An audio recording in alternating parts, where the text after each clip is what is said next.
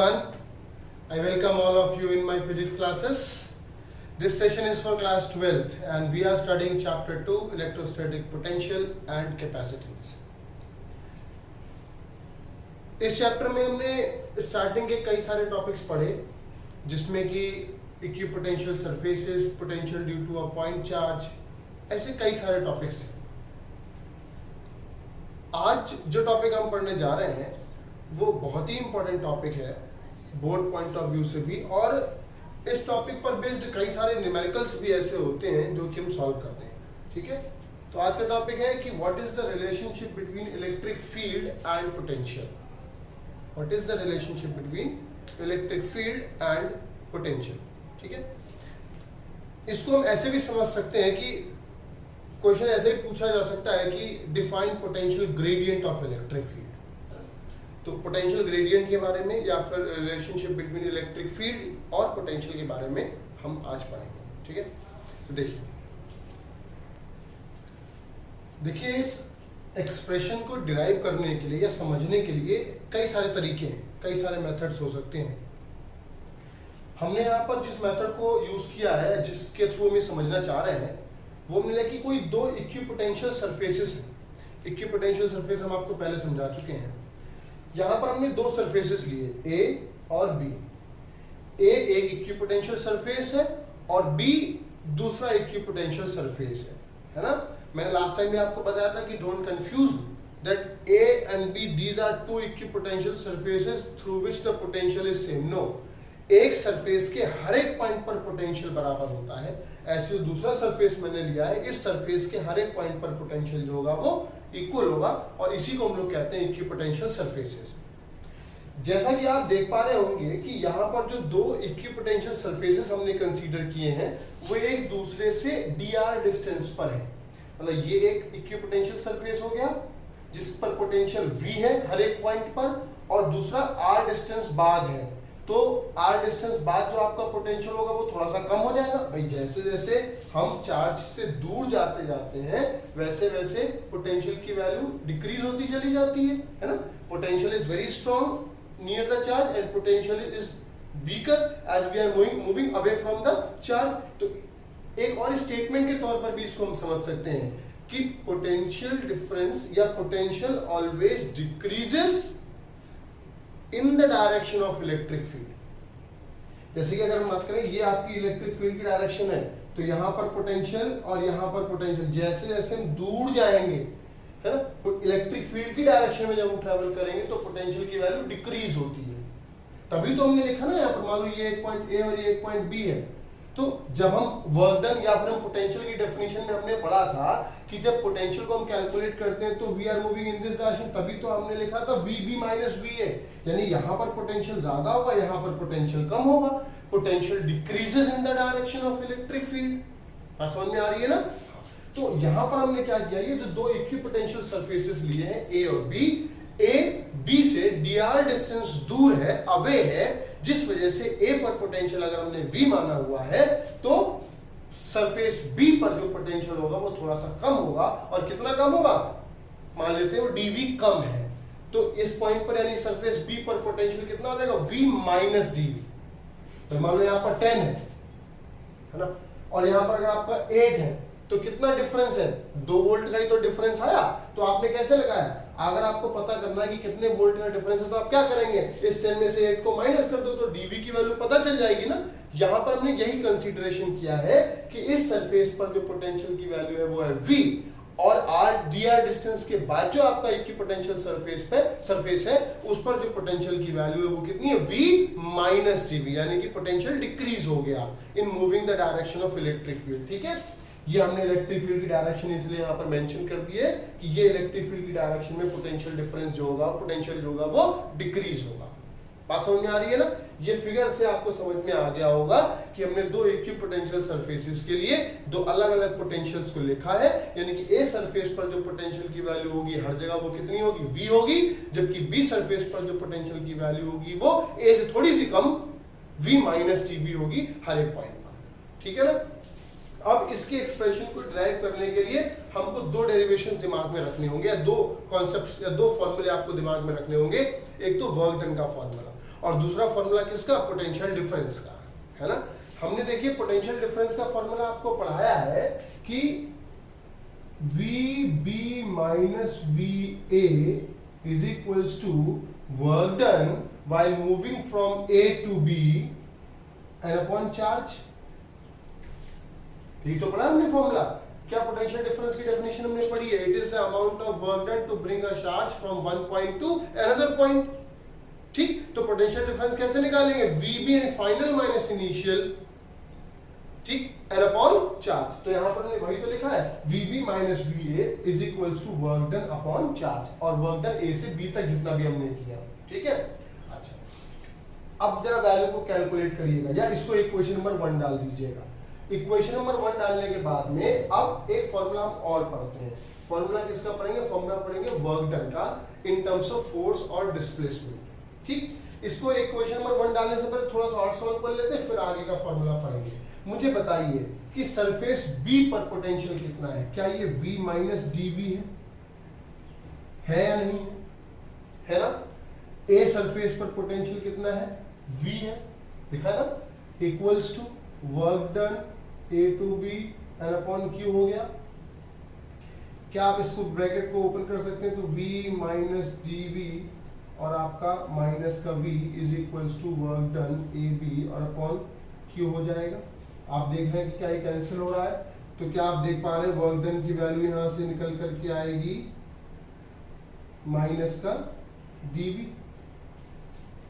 ठीक है। अच्छा, अब इसको डाल दीजिए इक्वेशन नंबर 1, इसको डाल देंगे इक्वेशन नंबर 1। एक बात मैं आपको और बता दूं, जैसे यहाँ पर इसको समझ रहे हैं डेरिवेशन को, तो क्योंकि आपको लग रहा है कि ये जो आपका वर्क डन किया जा रहा है A से B किया जा रहा है, और आपकी डायरेक्शन ऑफ इलेक्ट्रिक फील्ड हमने यहाँ पर मेंशन कर रखी है, तो VB माइनस VA के लिए आप अगर चाहें तो एग्जैक्ट, क्योंकि वर्क डन जो यहाँ पर कंसीडर किया जाता है वो हमेशा वो एक्सटर्नल वर्क डन होता है जो कि इन the opposite direction of electric field. जैसे एक बात समझिए मेरी, अगर हम एक पर्टिकुलर फोर्स के थ्रू आगे चल रहे हैं, तो जो भी मेरा फोर्स होगा, मुझे रोकने के लिए ऑपोजिट डायरेक्शन में जो फोर्स लगाना होगा, क्या उसका मैग्नीट्यूड एग्जैक्टली वही होगा, बिल्कुल वही होगा ना। यही मैं आपको यहाँ पर समझाना चाह रहा हूं कि अगर यहाँ पर मैं इस वर्क डन की वैल्यू को नेगेटिव भी ले लूं तो भी यहाँ पर कोई फर्क पड़ने वाला नहीं है, बस आपका ये dV पॉजिटिव हो जाएगा। मेरी बात समझिएगा मैं क्या कहना चाह रहा हूँ, है ना। क्योंकि यहाँ पर ये जो वर्क डन किया जा रहा है ना, ये अगेंस्ट द इलेक्ट्रिक फील्ड वाला वर्क डन का फॉर्मूला लिया जाता है। जो वर्क डन ये होता है ये, और यहाँ पर हम कहां से कहां तक ट्रेवल कर रहे हैं, A से B तक, जो कि same direction of electric field है। तो पोटेंशियल डिफरेंस के फॉर्मूले में जो वर्क डन कंसीडर किया जाता है वो अगेंस्ट द इलेक्ट्रिक फील्ड होता है, इसीलिए यहाँ पर आपको माइनस साइन लगा देना चाहिए, जिससे आपका ये dV हो जाएगा। ठीक, नहीं भी लगाते तो अल्टीमेटली क्या होगा, आपके आंसर में सिर्फ माइनस साइन का डिफरेंस आएगा, और उसके और कोई डिफरेंस। माइनस साइन सिर्फ इस बात को रिप्रेजेंट करता है कि potential decreases from which point two which point. तो अगर हमने क्योंकि पॉइंट्स ले रखे हैं A और B in the direction of electric field, तो it is better that we should take here minus sign also, है ना। अच्छा, आगे बढ़ते हैं। अब मुझे बताइए कि क्या आपने फॉर्मूला पढ़ रखा है वर्क डन का is equals to force into displacement. Work done is equals to force into displacement. चाहे तो इसको वेक्टर फॉर्म में भी लिख सकते हैं, क्योंकि जरूरी नहीं है कि आप इसको 90 डिग्री एंगल के लिए कैलकुलेट, सॉरी 0 डिग्री एंगल के लिए कैलकुलेट करो, इसका एंगल कुछ और भी लिया जा सकता है। तो हमने यहाँ पर इसको वेक्टर फॉर्म में ले लिया, W is equals to F into dr। ठीक, अब अगर क्योंकि यहां पर वर्क डन हम वही A टू B कंसीडर कर रहे हैं, ये कौन सा वर्क डन है, ये वर्क डन है आपका वही एक्सटर्नल वर्क डन जिसके बारे में हम बात करते हैं। ठीक, WAB is equals to FDR। हमने क्या कहा, एक्सटर्नल वर्क डन की direction in the opposite direction of electric field होनी चाहिए। तो क्या FDR का जब वेक्टर साइन ओपन करेंगे तो क्या यहाँ पर FDR cos 180 आ जाएगा, क्या आएगा, cos 180 आ जाएगा, यानी कि आपका ये हो जाएगा माइनस का F इंटू dr। कोई डाउट तो नहीं आ रहा है किसी को, माइनस का F इंटू dr। अब work done is equals to क्या F is equals to Q into E हो जाएगा, Q इंटू ई हो जाएगा। ये इक्वेशन नंबर आपकी 2 हो गई। चार्ज को कैपिटल Q लो क्योंकि आपने हर जगह कैपिटल Q दिया है, तो Q into E into D are हो गया। इक्वेशन नंबर 1 और 2 को जरा आप कंपेयर कर दो, कंपेयर करने पर क्या होगा, ये Q यहाँ पर मल्टीप्लाई हो जाएगा, तो दोनों इक्वेशन वर्क डन की हो जाएंगी, है ना। तो हम क्या लिख सकते हैं, from 1 and 2 dV into Q is equals to Q into E into D R, है ना। माइनस साइन लगाना ना भूलें यहाँ पर, ठीक है, माइनस साइन लगा दिया। अब यहाँ पर अगर माइनस साइन लगा हुआ, ये Q और ये Q कैंसिल हो जाएगा, तो क्या आ जाएगा, dV is equals to minus का E इंटू डी आर, या फिर उसको ऐसे भी लिख सकते हैं, E is equals to minus का dV अपॉन डी आर। और ये जो फॉर्मूला होता है, ये जो फॉर्मेट होता है, इसी को कहा जाता है potential gradient of electric field. Potential gradient of electric field. फिर समझिए, हमने कोई दो एक के पोटेंशियल सरफेसेस कंसीडर कर लिए हैं, और इन्हीं के पोटेंशियल सरफेसेस के लिए जो पोटेंशियल की वैल्यू है वो हमने लिखी है V और V माइनस dV। इसी के लिए हमने दो फॉर्मूले का यूज किया, वर्क डन का formula in case of potential, और दूसरा हमने यूज किया वर्क डन का formula in terms of force into displacement, जो कि आपका मैकेनिकल वर्क डन के फॉर्म में हम इसको लिखते हैं, ठीक है। दोनों फॉर्मूले को लिख करके हमने दोनों को कंपेयर करा दिया। कंपेयर कराने के बाद में आपने लिखा dV is equal to E minus into dr, या फिर E is equals to minus का dV upon dr।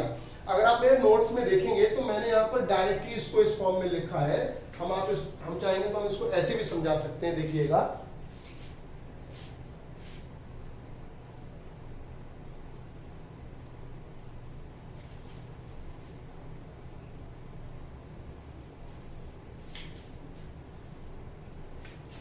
अगर वर्क डन की वैल्यू आपने लिखी है,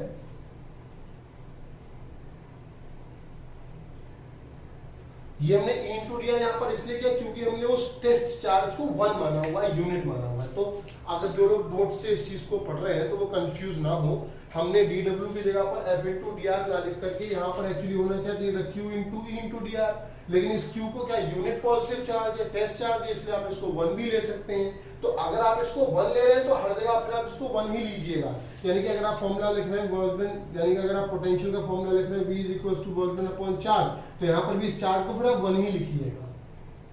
बात समझ आ रही है ना। तो आप डायरेक्ट लिख सकते हैं कि VA minus BB is equals to फिर वर्क डन, फिर आपको चार्ज से मल्टीप्लाई डिवाइड करने की जरूरत नहीं पड़ेगी। बात समझ में आ रही है ना। तो ये बहुत ही इंपॉर्टेंट डेरिवेशन था, बहुत इंपॉर्टेंट फॉर्मूला था, potential gradient of electric field, ठीक है ना। अगला टॉपिक हम पढ़ने जा रहे हैं potential energy, that is also a very important topic. Let's see what is potential energy. देखिए, इस इलेक्ट्रिक पोटेंशियल एनर्जी को बहुत सुकून से समझिएगा, क्योंकि ये टॉपिक वैसे तो कुछ नहीं है, सिंपली से मैं आपको बता दूं कि due to system of two charges इसको लिखते हैं और इसका फॉर्मूला पर्टिकुलर ये आएगा। लेकिन पोटेंशियल एनर्जी दिखने में जितनी सिंपलेस्ट फॉर्म लगती है उतनी है नहीं। फिजिक्स को पढ़ना और फिजिक्स को समझना ये दोनों अलग अलग बातें हैं। अगर सिर्फ पढ़ना ही है तो नोट सफिशिएंट है। आप देख लीजिए, उसमें पोटेंशियल एनर्जी का डेरिवेशन दिया गया है, आप उसको इजीली ड्राइव कर सकते हैं। पोटेंशियल इनटू चार्ज के फॉर्म में आप उसको ड्राइव करके और आपको आंसर मिल जाएगा। लेकिन सबसे इंपॉर्टेंट बात है कि पोटेंशियल एनर्जी को समझना, अगर हमको समझना है तो इसकी एक एक पॉइंट, यानी कि each and every point we should understand it from the starting to last. कहाँ से पोटेंशियल एनर्जी का कॉन्फ़िगरेशन का कॉन्सेप्ट शुरू होता है, कहाँ से पोटेंशियल एनर्जी को हम डिराइव करते हैं। हमने क्लास 11th में, उससे पहले क्लास 9th में इसको पहले पढ़ा था। Energy whenever we want to define, it can be defined by the calculation of work done। हमने हर जगह पढ़ा है। अगर हमको एनर्जी ड्राइव करनी है तो हम उस एनर्जी को ड्राइव करने से पहले क्या करते हैं, हम वर्क डन कैलकुलेट कर लेते हैं, and then statement we are writing that this work done is stored in the form of energy. Newton का बहुत बड़ा रोल था इसको समझाने के लिए, है ना। उन्होंने न्यूटन के 3 लॉज आपने पढ़े ही होंगे। क्या पढ़े आपने कि if a body is at rest will remain at rest, if the body is in motion will remain in motion, जब तक कि कोई उस पर एक्सटर्नल वर्क डन ना किया जाए, कोई फोर्स अप्लाई ना किया जाए। तो अगर मैं यहाँ पर इस समय रेस्ट पोजीशन में हूँ तो I have the energy, potential energy, और if I am walking it means someone has done the work, और I myself only have done the work so that my potential energy is converted into the kinetic energy। तो हमेशा energy के concept को समझने के लिए work done का समझना बहुत जरूरी है कि किस तरीके से आप इसको सॉल्व करते हैं। 11th में और 9th में जो पोटेंशियल एनर्जी हमने पढ़ी थी वो मैकेनिकल फॉर्म या मैकेनिकल एनर्जी के लिए हम लोग पढ़ रहे थे। यहाँ पर क्लास 12th में जो हम लोग पढ़ेंगे वो पढ़ेंगे इलेक्ट्रिकल पोटेंशियल एनर्जी या इलेक्ट्रिक पोटेंशियल एनर्जी। और इलेक्ट्रिक पोटेंशियल एनर्जी को समझने के लिए एग्जैक्टली आप दिमाग में उस कॉन्सेप्ट को रखिए जब आपने पोटेंशियल को पढ़ते समय यूज किया था। हमने आपको इलेक्ट्रिक पोटेंशियल पढ़ाया है ना, क्या पढ़ाया कि इलेक्ट्रिक पोटेंशियल किसी भी एक सिंगल चार्ज का कैलकुलेट नहीं करते है ना। ये अलग बात है, फॉर्मूले में आपने लिखा है पोटेंशियल डिफरेंस। आप हमेशा पोटेंशियल डिफरेंस को ही डिफाइन करने के बाद में फिर आप potential due to a point charge calculate करते हो। कैसे? एक पॉइंट का पोटेंशियल इंफिनिटी पर जीरो कंसीडर करके। बिल्कुल इसी तरीके से हम पोटेंशियल एनर्जी की भी बात करेंगे। बिल्कुल सबसे पहली बात तो यही होती है कि पोटेंशियल एनर्जी किसी भी एक सिंगल चार्ज की कैलकुलेट की ही नहीं जा सकती। हमेशा पोटेंशियल एनर्जी हम कम से कम दो चार्जेस की तो कैलकुलेट करेंगे, due to system of two charges तो कैलकुलेट करेंगे ही करेंगे। भाई मैंने आपसे क्या बताया कि मेरी एनर्जी इस समय अगर 10 जूल है और कुछ देर बाद मेरी एनर्जी 8 जूल हो जाती है, तो उस 2 जूल के डिफरेंस को अगर आपको समझना है तो आपको यह भी पता होना चाहिए कि मेरी एनर्जी पहले कितनी थी और मेरी एनर्जी बाद में कितनी है। तभी तो आप उनके बीच का डिफरेंस पता लगा पाएंगे और तभी तो आप कर पाएंगे कि how much energy the body contain. यहां पर भी हम क्या कहने जा रहे हैं कि किसी भी सिस्टम ऑफ चार्जेस के लिए अगर हम इलेक्ट्रिक पोटेंशियल एनर्जी को कैलकुलेट कर रहे हैं तो यही एक पॉसिबल मेथड है जिसके थ्रू हम सिस्टम ऑफ चार्जेस के थ्रू पोटेंशियल एनर्जी को समझ सकते हैं। और कम से कम सिस्टम ऑफ चार्जेस में कितने चार्जेस होंगे? 2 चार्जेस होंगे। तो हम यहां पर जो आपको अब डेरिवेशन समझाने जा रहे हैं वो समझाने जा रहे हैं electric potential energy due to system of 2 charges.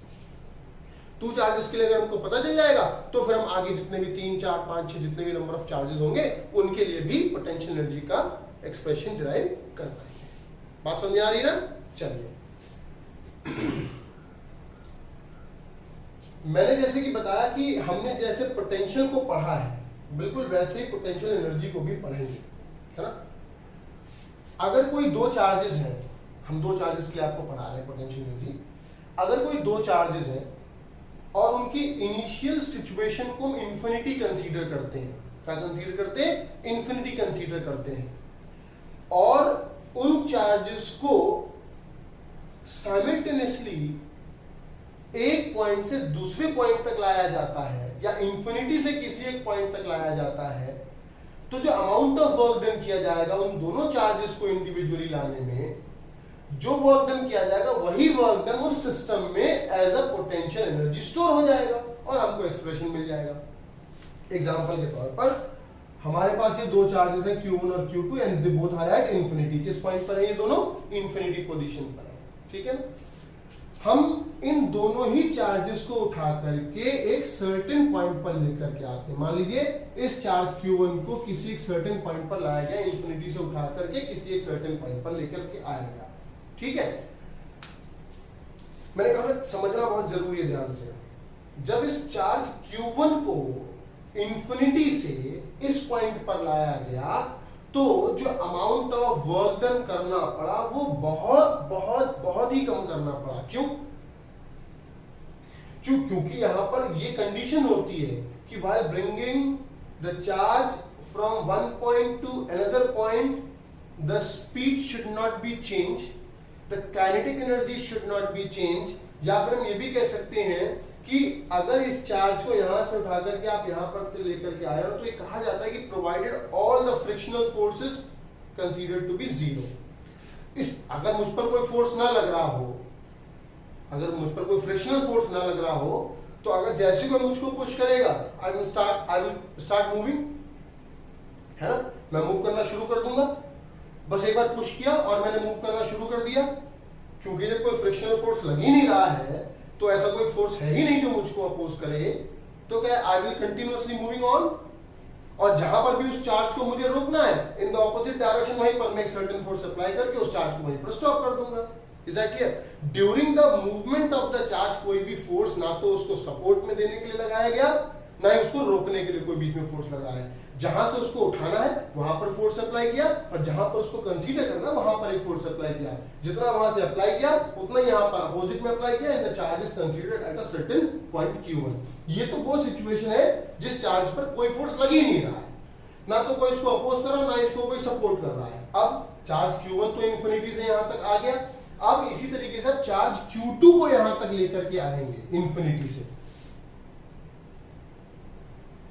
और कहां तक लेकर के आए, मान लीजिए हम Q1 से R डिस्टेंस की दूरी तक हम इस चार्ज Q2 को लेकर के आए, कहां से, इन्फिनिटी से। अब ये सिचुएशन नहीं होगी जो पहले थी। क्यों?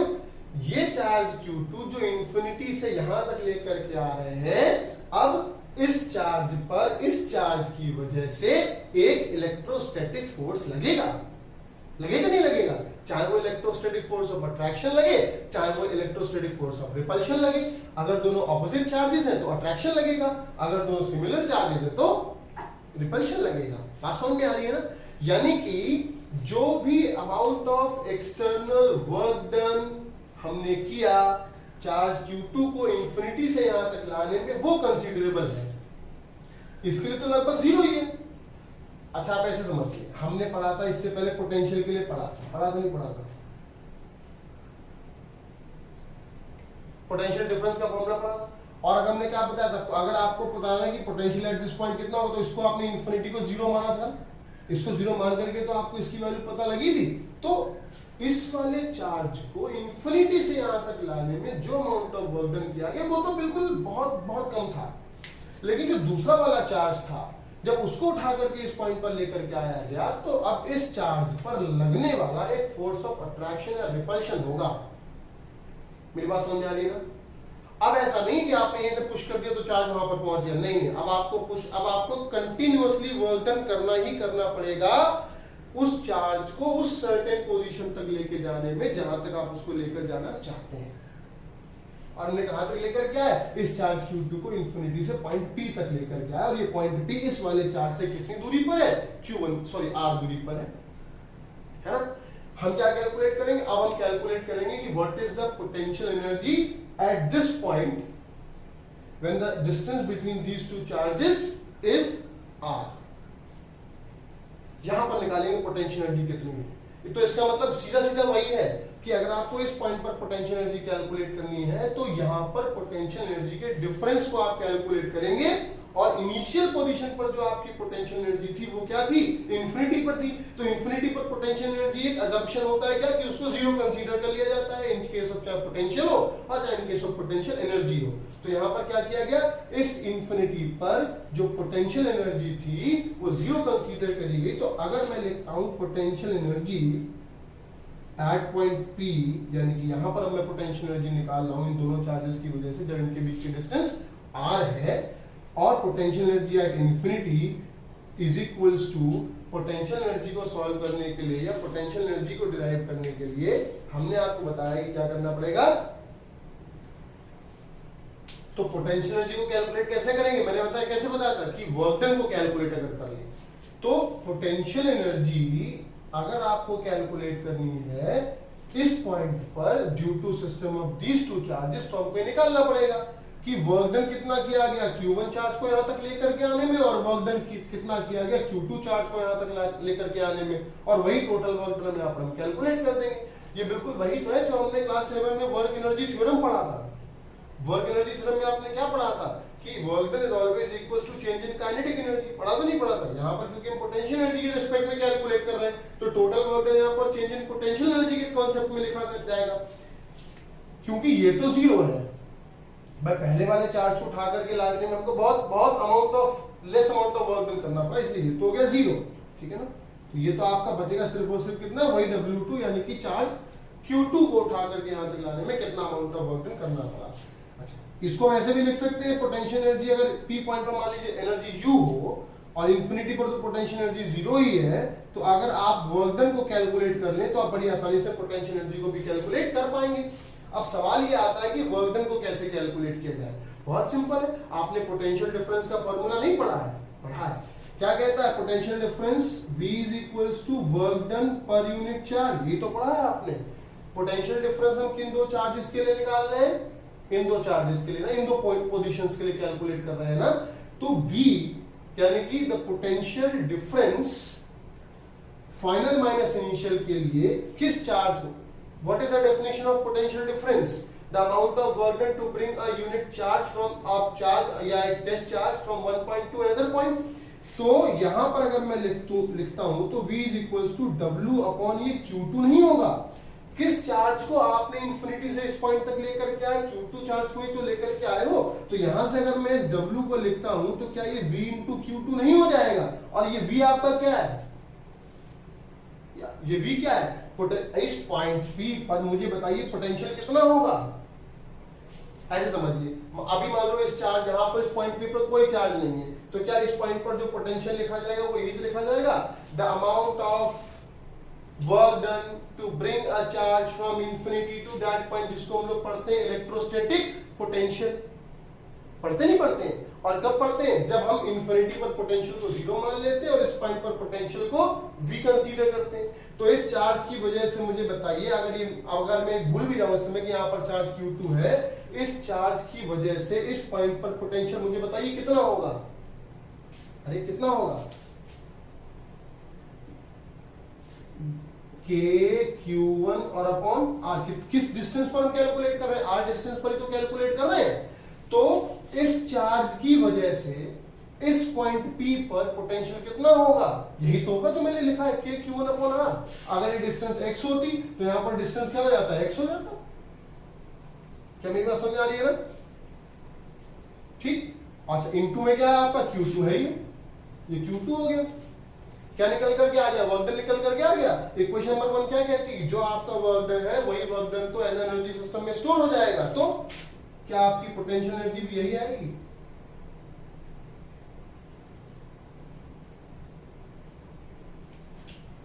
है ना सिंपल कॉन्सेप्ट। मैं फिर कहूंगा आपसे कि सिंगल पॉइंट चार्ज को या सिंगल कॉन्फ़िगरेशन के लिए हम पोटेंशियल एनर्जी नहीं निकाल रहे हैं, हम निकाल रहे हैं पोटेंशियल एनर्जी का difference at infinity and at this position. Position ये वाली क्या है? ये पोजीशन तब की है जबकि दो चार्जेस एक दूसरे से r डिस्टेंस पर हैं।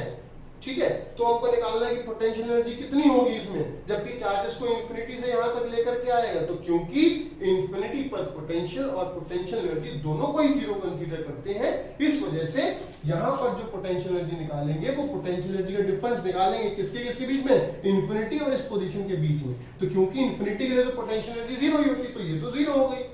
इस पोजीशन पर हमने मान लिया पोटेंशियल एनर्जी U होगी, और ये पोटेंशियल एनर्जी किसके बराबर होगी? वर्क डन के बराबर होगी, क्योंकि जो वर्क डन हम करेंगे चार्ज Q1 को यहां से यहां तक लाने में, चार्ज Q2 को यहां से यहां तक लेकर के आने में, Q1 को लाने में किया गया वर्क डन लगभग न के बराबर होगा, क्योंकि कोई भी फोर्स उसको अपोज ही नहीं कर रहा है। तो छोटा बहुत कम अमाउंट ऑफ वर्क डन करना पड़ेगा, जो कि आपका नेग्लिजिबल वर्क डन की फॉर्म में लिख लिया जाएगा। और Q2 को लेकर के आने में जो वर्क डन किया जाएगा वो कंसीडरेबल होगा। क्यों? क्योंकि वहां पर पहले से एक चार्ज Q1 है जो कि एक इलेक्ट्रोस्टैटिक फोर्स ऑफ अट्रैक्शन या रिपल्शन अप्लाई करेगा इस वाले चार्ज Q2 पर, जब इसको Q1 के पास लेकर के आया जा रहा होगा। मान लो Q1 ही है, और अगर मैं मान लीजिए कोई एक चार्ज इसको Q1 के पास लेकर के आऊंगा, तो क्या इस Q की कोई ना कोई इलेक्ट्रिक फील्ड होगी या नहीं होगी? तो इस इलेक्ट्रिक फील्ड की वजह से जब इस चार्ज को मैं किसी पॉइंट Q1 की तरफ लेकर के आ रहा हूँ, तो क्या मैं इन द ऑपोजिट डायरेक्शन ऑफ लेकर के नहीं आ रहा हूँ चार्ज को? तो क्या इस इलेक्ट्रिक फील्ड की वजह से, जो कि इस चार्ज की वजह से डेवलप हुई है, इस वाले चार्ज पर कोई फोर्स नहीं लगेगा? अरे आप अगर एयर में ट्रैवल करो और अगर आप वाटर में ट्रैवल करो, एयर में ट्रैवल करने पर आपको लगने वाला फोर्स लगभग न के बराबर होगा जो ऑपोजिशन फोर्स लगेगा। अगर आप वाटर में ट्रैवल करो तो बहुत मुश्किल होगा ट्रैवल करना। क्यों? क्योंकि अब जिस मीडियम में आप ट्रैवल कर रहे हो वो फैक्टर आपको अपोज कर रहा है। यहाँ पर भी इस Q के चारों तरफ जो इलेक्ट्रिक फील्ड होगा, ये इलेक्ट्रिक फील्ड जो होगा इस वाले चार्ज को जब एंटर कराओगे आप उस इलेक्ट्रिक फील्ड में, तो क्या ये वाला चार्ज एक फोर्स ऑफ अट्रैक्शन और रिपल्शन एक्सपीरियंस नहीं करेगा? इसीलिए हमको एक कंटिन्यूअस एक्सटर्नल वर्क डन कराना पड़ता है, जो कि जीरो कंसीडरेबल नहीं होगा। और वही हमने यहाँ पर कैलकुलेट करना है कि वो वर्क डन कितना होगा, कितना।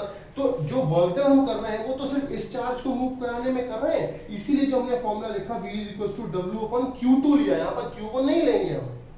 किस चार्ज को मूव कराने में हमको वर्क डन करना पड़ रहा है? Q2 चार्ज को मूव कराने में, इसलिए W = V × Q2। और V क्या है? V है potential due to Q1, which point, P point कितना होगा, के क्यू अपॉन आर, पहले फॉर्मूला पढ़ चुके हैं, अप्लाई कर दीजिए यहाँ पर, आपको पोटेंशियल एनर्जी का एक्सप्रेशन मिल जाएगा।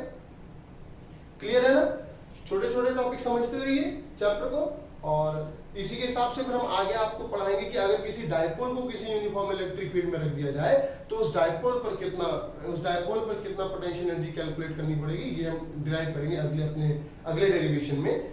आज आप सिर्फ इतना पढ़िए कि what is the relationship between electric potential and the electric field, जो कि हमने पोटेंशियल ग्रेडियंट की फॉर्म में पढ़ी है। इसके बाद में आप जाकर के पढ़िएगा potential energy due to system of two charges. इसके बाद हम आपको पढ़ाएंगे what is the potential energy of a dipole in a uniform electric field. उसके बाद छोटे छोटे 2-3 टॉपिक्स और हैं, उनको पढ़ा करके फिर हम अपने इस चैप्टर के अगले पड़ाव की तरफ मूव करेंगे, जो कि आपका बहुत इंपॉर्टेंट है, कैपेसिटर्स की तरफ। ठीक है ना?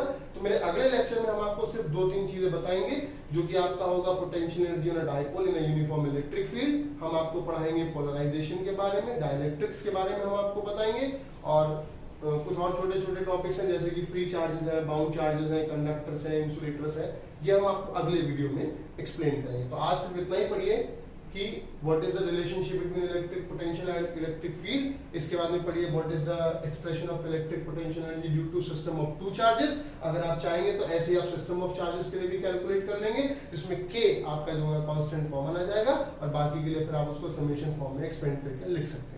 ठीक है ना? क्योंकि आपके 12th के सिलेबस में due to system two charges के लिए एक्सप्रेशन ऑफ पोटेंशियल एनर्जी है, मैंने आपको समझा दिया, आप इसको पढ़िए। Is that clear? So for today it is sufficient. Keep studying, keep motivating, stay home, stay safe. Thank you very much. Okay?